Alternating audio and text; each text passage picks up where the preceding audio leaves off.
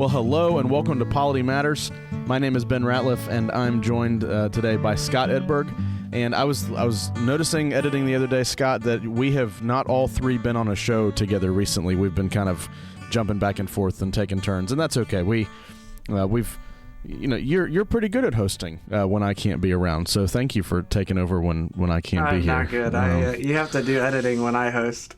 Well, Jared's finally figured it out that I actually don't do much editing when I'm not on the show. I just throw in whatever you guys care to do. But we are glad to have Dr. Guy Waters back with us today as we get into BCO 42.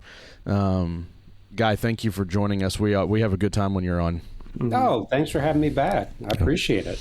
Always fun. Well, like I said, we're in BCO 42, so listeners, make sure you're opened up or pulled it up on the website. That new digital copy of the BCO at the AC website is very helpful. Mm-hmm. You can jump between chapters. BCO 42 deals with appeals, when and how a case moves from one court to another court in the PCA. And we're going to start with some of the basics in the first couple of sections, and we're going to ask Dr. Waters to jump in and answer some questions, help us understand these as we go. But let's just get straight to it in 42-1. An appeal is the transfer to a higher court of a judicial case on which judgment has been rendered in a lower court and is allowable only to the party against whom the decision has been rendered. The parties shall be known as the appellant and the appellee. An appeal cannot be made to any court other than the next higher, except with its consent. So, Dr. Waters, maybe we start with what's an appeal? Maybe we haven't talked about complaints yet, but maybe distinguish it for us between complaints and references, whatever may be helpful. Yeah, no, great question. So, always helpful to pause for station identification. Kind of where are we in the BCO? Chapter 39.1 says there are four ways that the act and decision of a lower court can come under the supervision of a higher court. So higher courts just can't reach down. They can only handle things that come up to them through specified constitutional mechanisms, and there are four of them. And this is the third of four. The first two you mentioned, review and control, and reference, and then complaint will be coming up afterwards. And while all of these have in common the bringing up of a matter from a lower court to a higher court, they're different in a number of important ways. And in my experience, probably the most confused categories in this section of the BCO are appeals and complaints. People will file an appeal when they mean to file a complaint, or vice versa. So getting this sorted out is really important practically. And the paragraph you just read, I think, gives us what we need to frame the distinction. So first of all, an appeal is transferring to a higher court a matter in which judgment has been rendered in a lower court. So the next paragraph will give examples, but typically we're looking at a trial. And that's going to be the first thing that characterizes an appeal. There's been a trial often, and there's been some verdict rendered in that trial. And the appeal is against that particular verdict. Now, a complaint is against any action of a church court. So it's far broader than just this. A second thing that's important to keep in mind is that the only one entitled to appeal is the one against whom the decision has been rendered. So if you think that a fellow member of your session or presbytery was dealt an injustice by the trial court, you're not entitled to appeal that decision. Now, there are ways you can bring a complaint against that decision, but you may not bring an appeal. Only the one found against can bring that appeal. And what he does, he files his appeal. It's brought automatically to the next higher court. That's different from a complaint, because in a complaint, when you're complaining against the action of a session or presbytery, they have the right to look at it and say, yep, we were wrong. We shouldn't have done that. And that's happened in our presbytery. We had a complaint a year or two ago, and we agreed with the complainant. You're right. And we took care of it. But an appeal is carried automatically to the next higher court. So if you're appealing the judgment of a session, say in trial, that goes automatically to presbytery. And then if it's presbytery, it goes automatically to the General Assembly. So those are some big picture parameters for an appeal that help distinguish them from a complaint. Scott, I'll pause every once in a while in case you want to jump in, but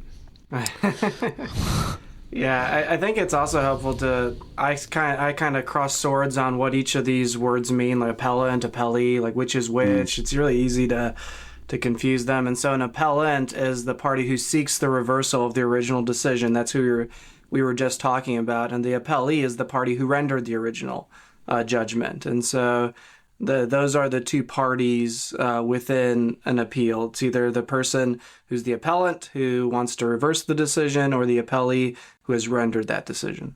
That's right. These are terms that are brought in right from French, and we can debate the wisdom of including French words in our order, but there they are, the appellant and appellee. The appellant is the one bringing the appeal. The appellee is the one appealed against. That's right. For those of you that thought that judicial process wasn't fun, there's parties everywhere. I mean, there's always a party happening with all these matters. So never know when a party breaks out. Oh, man. No. Yeah, we've already referred to it, but let's look at 42-2. The only parties entitled to an appeal are those who have submitted to a regular trial, those appealing a censure in a BCO 38-1 case without process, and those appealing a BCO 34-10 divestiture without censure. Dr. Waters, I'll just ask, can you distinguish these for us and help us understand who can bring an appeal? Yeah. Sure. So, only means only. So this is restrictive. And the three examples are given, three specifications. One is someone who is submitted to a regular trial. That means you have gone through the trial, you have submitted to the proceedings, and a verdict has been rendered.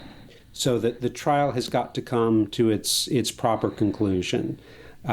If the trial court just finds that, look, you're not participating, you're not behaving, that's a whole different set of considerations. But you have to submit to the trial to its completion. That's most appeals in the PCA. The next example. Appealing a censure in a 38-1 case without process, that's a relatively recent change to our polity.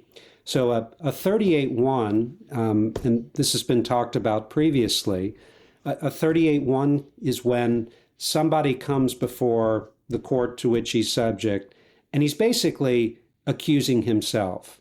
And he says, I've done X. And he has to write that up, and the court has to agree to it, and they both sign it, and there are all sorts of stipulations and provisions to protect his rights and ensure the integrity of the process. What a 38-1 does is to bypass a trial. We don't need a trial. We don't need a prosecutor charges witnesses, because this person has already said, I'm guilty. So we go straight then to the censure. So somebody who's bringing an appeal under 38-1 cannot appeal the decision because it was their decision. If they signed the paper and presbytery signed the paper, that's pretty clear. However, they can appeal the censure.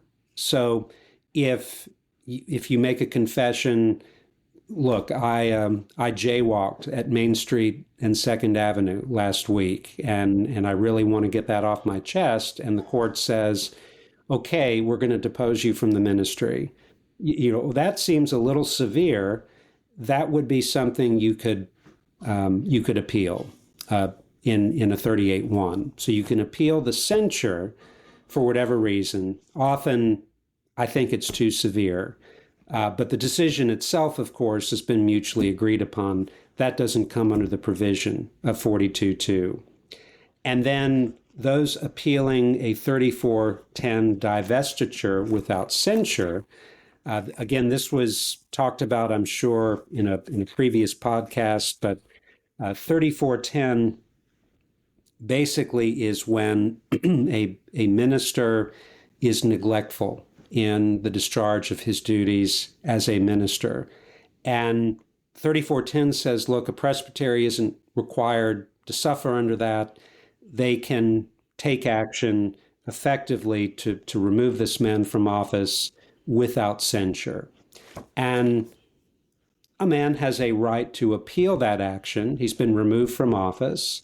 And if he thinks the court has erred, he has the right to say so and to subject that decision to the review of a higher court. That's not common, I think, partly because, or largely because, 3410 divestitures are not common in the PCA, but it is there. Have you seen a lot of those second two, the 38-1 and the 3410 appeals? Obviously, the first one is the majority of the appeals. Right. I would say, yes, in that order, looking, and this is all a matter of public record. If you read the minutes of General Assembly, there are a fair number of appeals, whether coming from sessions or from presbyteries. That's right. Okay. All right. Scott, you good? We're just going to keep cruising. Dr. Waters, I had a few questions, but you answered all of them, unfortunately. So not helpful, for me at least. Okay, so we have a sense of who can appeal. Let's talk about the basis on which an appeal can be made. This is getting into 42.3. The grounds of appeal are such as the following: any irregularity in the proceedings of the lower court, refusal of reasonable indulgence to a party on trial, receiving improper or declining to receive proper evidence, hurrying to a decision before all the testimony is taken, manifestation of prejudice in the case, and mistake or injustice in the judgment and censure. So I don't know if this is a good, if we should walk through each of these. I definitely want to ask which of these is more common in the PCA, and is this like one of those lists in Scripture where it's an example list and not an exhaustive list, or is it just meant to illustrate the options? Yeah. If somebody wants to appeal and they come up to 42.3, how do you encourage them to think through these things? Right. Well, I think again the platform for this paragraph is 39.3. This section is going to stipulate the matters where a higher court has to defer to a lower court, and that's going to include factual matters of discretion and judgment, but not the interpretation of the Constitution. So a higher court is not going to wade into matters of fact, discretion, judgment. And in fact, this list in 42.3 reflects that. These are all procedural errors. These are errors having to do with the proceedings of, say, the trial court, in which appellant is alleging that they erred in such a way that that error is reversible. I mean, we all make mistakes, we all err. Not all errors are reversible, but some errors are so serious or egregious that they strike at the integrity of the proceedings. So they're reversible. And I think the language, such as the following, to your question, Ben, this would be a representative list, but not necessarily an exhaustive list. Yeah. Yeah. Scott, what you got? Yeah, when it's interesting, and we'll get to this perhaps in a few points as we go down, that one thing an appeal is not as a retrying of the case itself. There's been some confusion, at least in my local ministries, where someone didn't like the verdict of the case, but they thought if they could appeal it, they can retry the whole thing and call in new and different witnesses and do whole new, just start over. And I had to remind some brothers that that's not how this works. They will kick it back to us if they think we've procedurally done something amiss or have erred in our judgment, but it's only going to be an hour or so kind of thing. It's not going to be a 8-hour trial. It's pretty abridged as they just review what we've already done, not to redo what we already did. Yeah, and we'll get to this in time, I'm sure, but 42.9 is going to stipulate amends. So if there was something done improper, then here's the toolkit of options for the higher court. But yeah, to your point, Scott, I think many think of an appeal as an opportunity to have their day in court all over again. And while ordering a new trial may be an option for the higher court, typically that it's going to be much narrower than that for all sorts of reasons. And remembering 39.3, that a higher court is just, they're not going to wade into matters of judgment, fact, discretion. If a trial court knows a witness, believes a witness, or doesn't believe a witness, I mean, that's a very difficult thing for a higher court to call into question this person's character, their reliability, whether their testimony is credible or not. Now, there are some cases where that can come before review, but typically those sorts of matters are going to be left to the lower court. Scott, you've been serving as a clerk, and Dr. Waters, you've been involved, obviously, at several levels of judicial matters in the past. Just experientially, as you guys have observed things, are there any in this particular list of 42.3 that courts should be more aware of, that a court may be more prone to, go against? I mean, I don't know what I'm asking. I'm not asking for details or anything. Scott knows what I'm asking, probably. Well, let me say this without reference to any specific case or situation. There we go. I think one thing for people who don't have experience in church trials take a lot of time. Mm-hmm. They take a lot of time for preparation. The actual trial itself, you're typically not going to get that done in an hour. I mean, you're looking sometimes in the case of days.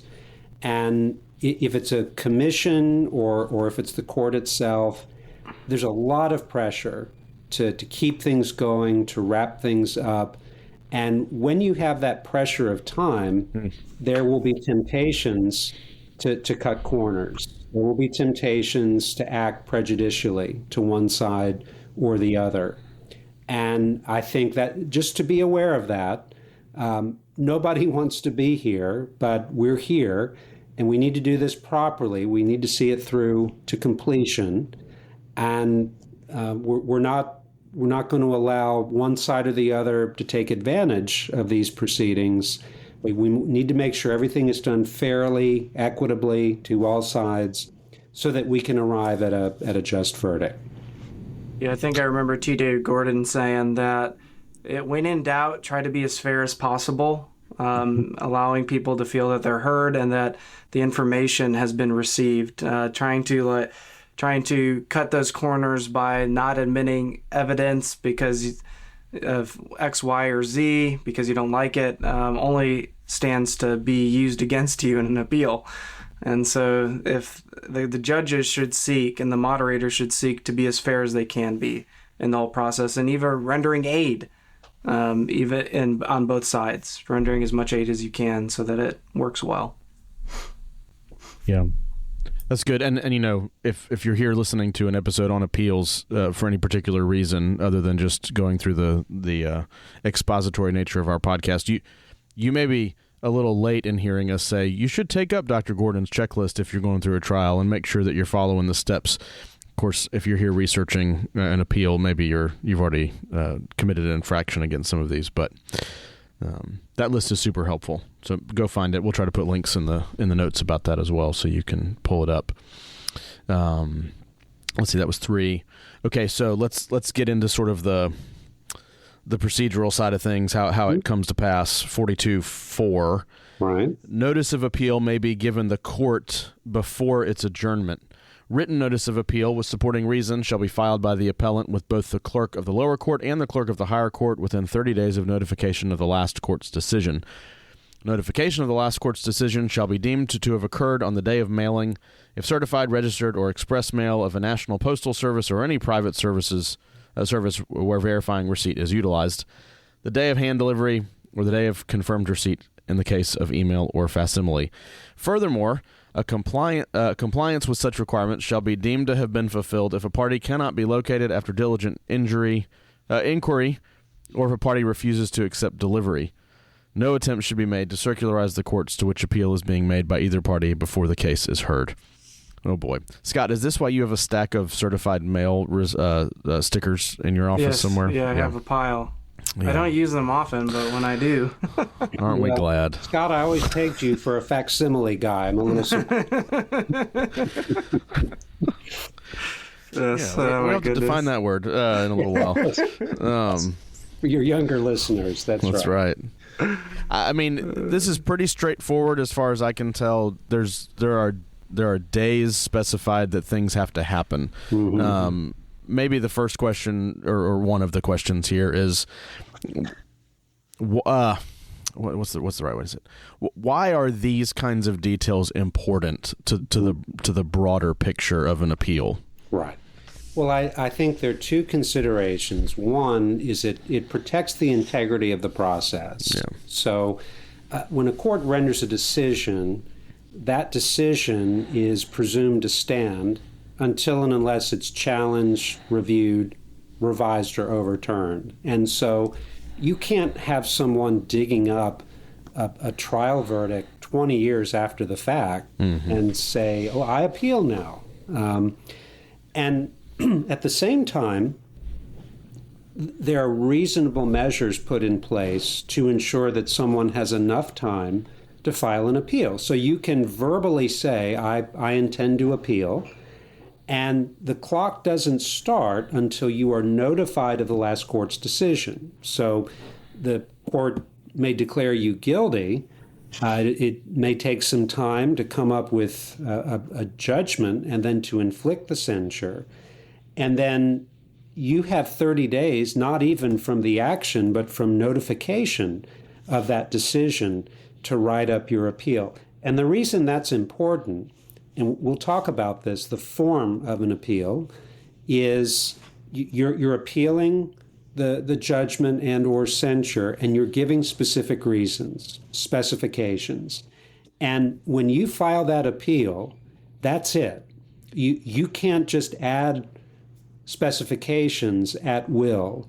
When you file that appeal, that's what you've committed yourself to saying. I think the court erred for these 5 reasons or 9 reasons or whatever. But you can't, in the middle of a hearing, say, oh, by the way, I just thought of 2 or 3 more. You have to limit yourself to what you put on paper. So time is, and again, that's justice requires a provision like that. Otherwise, there would be all sorts of room, either for appellant or for the Court of Appeal to commit injustices.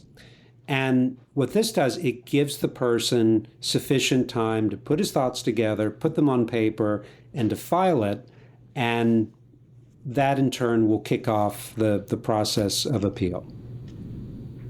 It's helpful. Perhaps you could also define circularizing the court. That's like one of those words that you hear often at Presbytery, and you wonder if anyone knows what it means, because it's all used in different ways. Like, we got to avoid circularizing the court. It's like a boogeyman. So what does that actually mean? Yeah. Circularizing the court would not prevent you from asking just a basic question about the matter of a fellow presbyter. If you're the presbytery that's hearing this appeal. Circularization is when somebody is advancing a particular position and they're making their way through the court to try to promote their view or to get that view heard. So circularization is not any conversation whatsoever. It's a particular way of advancing a cause that just has no place in just proceedings. Wow, who knew it was that simple, Scott? It's always warned. We don't want to circularize here. You don't want to. I don't know what you... It's like, what is it, The Princess Bride? You keep using that word, and I don't think you know what it means. Mm-hmm. Yeah. Yeah. I mean, part of the trick is few people who end up circularizing would say in the moment, yes, I'm circularizing. That's part of the difficulty here.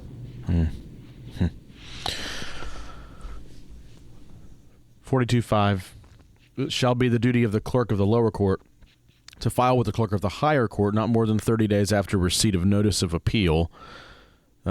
Not more than 30 days. A copy of all proceedings in connection with the case, including the notice of appeal and reasons therefor, the response of the lower court, the evidence, and any papers bearing on the case, which together shall be known as the record of the case. And the higher court shall not admit or consider anything not found in this record without the consent of the parties in the case. Should new evidence come to light, the case shall be remanded to the lower court from which the appeal was made, unless both parties consent to admit the new evidence and proceed with the case. So folks might have heard of this before, and if you've been involved in a judicial case, of course you've heard of the record of the case, or the ROC. It can be a really, really, really big document, depending on where you are or how much has been involved so far. And so this needs to be compiled by the clerk of the original court, right, Dr. Waters? So if it's a session or presbytery, those are the guys that deal with it first. That's right. Parties have to agree.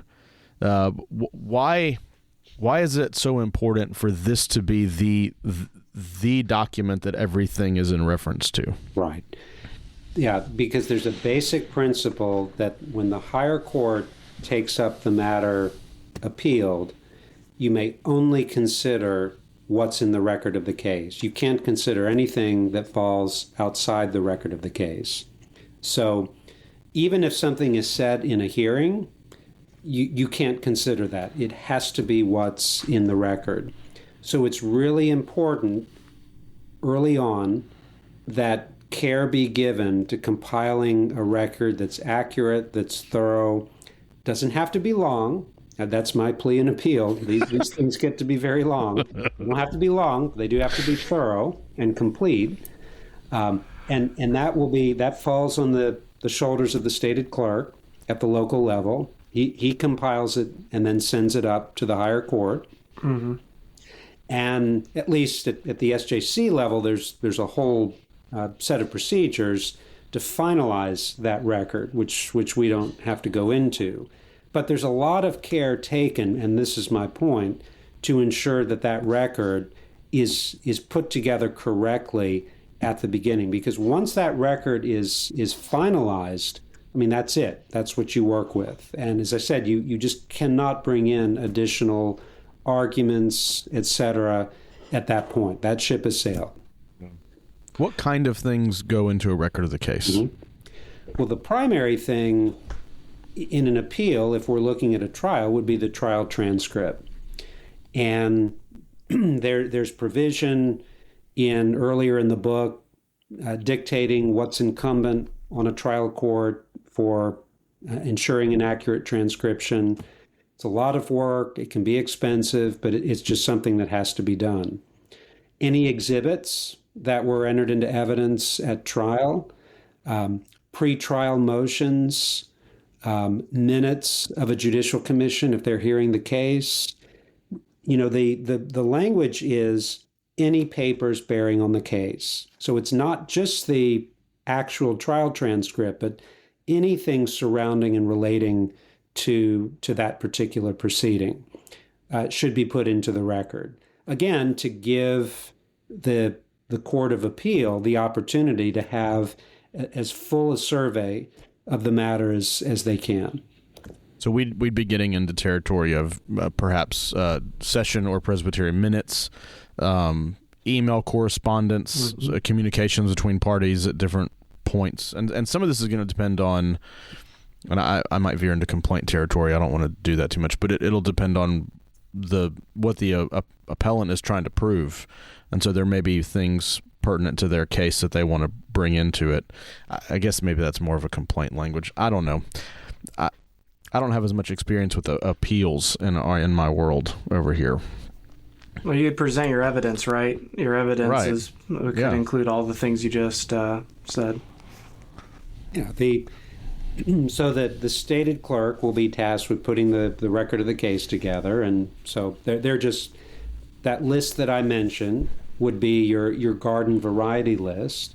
Mm-hmm. If appellant, I mean, he knows where he believes the court has erred on this point or that point. So there may be specific pieces of evidence pertinent to those specifications that he would like to see included in the record of the case that are material. So in this context, the stated clerk is working with both parties. It's working with both the prosecutor and the defense, or the one found guilty, in compiling this.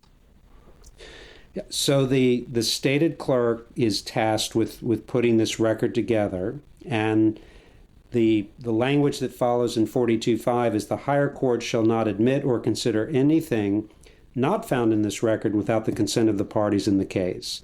So I don't think this means that it's some kind of collaborative process where you have a committee consisting of the parties and the stated clerk. It's the clerk who puts this together.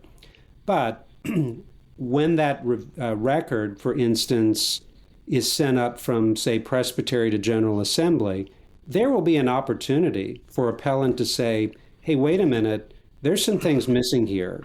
There's some things that need to be added. And he's allowed to make the case. And if he's persuasive, then the panel is empowered to include those materials. Okay.